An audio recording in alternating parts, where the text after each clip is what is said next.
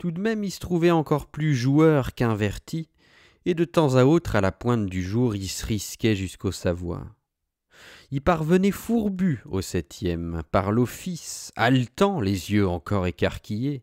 Il demeurait un moment encore tendu à l'écoute des échos de l'escalier. Un peu rassuré, il reprenait de la taille, écartant son pardessus raglant, s'en faisant une véritable cape. Il apparaissait alors dans tout son uniforme, du haut en bas, formidable, à vrai dire, un chef-d'œuvre, régal militaire en grenade, épinards, aiguillettes et tortilles, cascade d'ornements du képi jusqu'au basane. Le colonel Carmonil de la Silva supportait tout cet éclat comme le soleil de son pays, sans griserie, sans faiblesse, nullement incommodé. Grisonnant et fort nuancé, loin des tentations de la chair et du jeu, c'était tout le contraire, un compagnon de grande finesse, d'une exquise courtoisie, prenant à ne froisser quiconque les plus grands ménagements. Sur le Strand, cependant, il montrait parfois sa bite aux dames, entre chien et loup. C'était plus fort que lui. Pour les petits boy scouts, il était sans pitié. Il trichait au jeu sans tomber dans l'abus. Sur les liqueurs, il retrouvait tout son caractère, ne buvait que de l'eau, strictement, depuis toujours. Frugal, sensible, plus décoré qu'un trône, corrompu, endetté jusqu'à la 3e génération, il faisait encore des vers et bien agréables pendant les semaines où la police le forçait à rester chez lui. Il demeurait, à la 50aine, parfaitement juvénile. Il procédait de l'exquise, terrible courtoisie des homosexuels élevés par les jésuites, entre mer chaude et bananier. Lawrence Gift, pour le colonel, faisait des frais. Il quittait sa table pour le recevoir, traversait toute la chambre et l'entrée pour le saluer, hésitant un peu forcément à cause de l'heure avancée, du whisky, mais tenant beau quand même et soucieux des hommages. Colonel Carmonil de la Silva, pardonnez-vous au bachelier l'inconfort de sa précaire installation. À vous qui buvez seulement l'eau des sources, les hideurs de cet hôtel doivent apparaître telles qu'elles sont réellement et simplement monstrueuses. Alors je vous plains, colonel, tout respectueusement je vous plains, vous qui me voyez où je suis, tel que je suis, où nous sommes. Pour ma part, j'éprouvais sans doute une terreur mortelle à me reconnaître présent en ces lieux, je l'avoue. Heureusement, je n'y suis pas tout à fait, non, je m'arrange.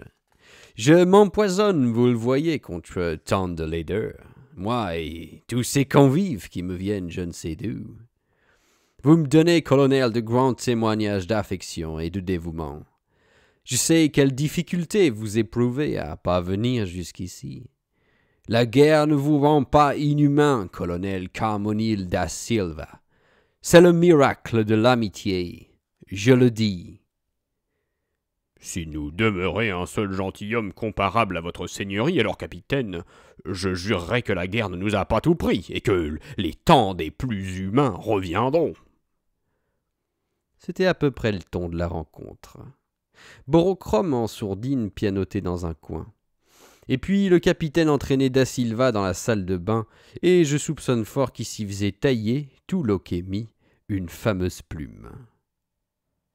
Au 472, la lumière était sourde, sauf au centre où se trouvait le baccarat, bien pris dans l'éclairage.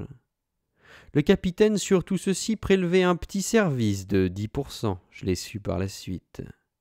Nous autres, les petits invités, nous n'avions pas droit au jeu, seulement à l'ombre et au plotage des demoiselles qu'on nous chargeait de reconduire à la maison.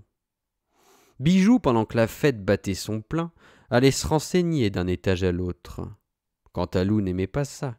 Il le ramenait au 472 dès qu'il était parti plus de 10 minutes.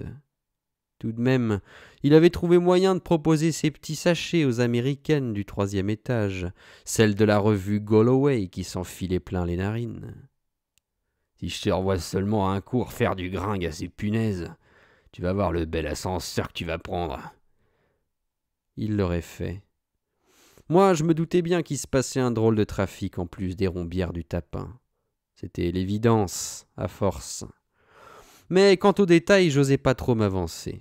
On m'aurait peut-être reconduit avec 2 belles lattes dans les fesses. J'avais pas encore la confiance. Je l'ai jamais eue. J'étais pas tout à fait comme eux, j'ai jamais pu. Borochrome m'a bien dit. Enfin, nous voilà rentrés au garnot sur les minuits, c'est-à-dire les gonzesses fument, la soupe plut. Elles sont jalouses. Cantalou redoute pas Ursule, il lui fout dès qu'il la trouve une belle baffe dans la gueule et c'est entendu. Mais il bande pas avec Madame Council, elle l'impressionne. Il y a eu du nouveau depuis qu'on est parti. La petite grenouille, celle qui fait les abords de la gare Liverpool et qui branle dans les cabs, s'est fait poirer par 2 bourgs. On demande 100 livres pour sa liberté provisoire. Cantalou les refuse, elle vaut pas ça. On a aussi des nouveaux pensionnaires, la famille Peacock, qu'elle s'appelle, des acrobates qui sont arrivés dans la soirée d'Irlande. Ils ont pris pension au 3e. C'est la mère, le père et les 2 filles. On fait connaissance. C'est un genre qui plaît à tous les amis. Rodriguez surtout qui est un artiste lui-même dans l'adresse aux cartes. On se paye la bouteille. Elles sont mignonnes les 2 filles. Ils passent à l'Empire à côté la semaine prochaine. On ira tous. Nos mômes tapinent au promenoir. Les Peacock, faudrait plutôt dire que c'est des jongleurs au sabre, revolver et couteau. Forcément, dans le milieu, il y a de l'écho pour ces choses-là. Nos femmes font réchauffer la tambouille. Il y a de la dispute, vite éteinte, et des pleurs. Il pleut dehors. C'est un fameux numéro, les Peacock. Aumône l'a vu l'autre année. À la volée, il l'encadre à tour de rôle de lames vibrantes à plein tranchant, 28 poignards. Il sème le meurtre à pleine main dans l'air comme l'avoine. Après, c'est au revolver qu'il s'amuse, et des petits œufs qui se font éclater au bout du nez, au jugé, yeux bandés, à 10 mètres. Leur numéro plein de danger ne paye pas beaucoup. Papa est vieux, boit bien, tremble un peu. Ils ont tous déjà passé par l'hôpital.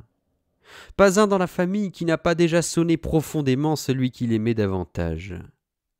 C'est surtout qu'ils expliquent, après les nuits dans le train, que les accidents arrivent.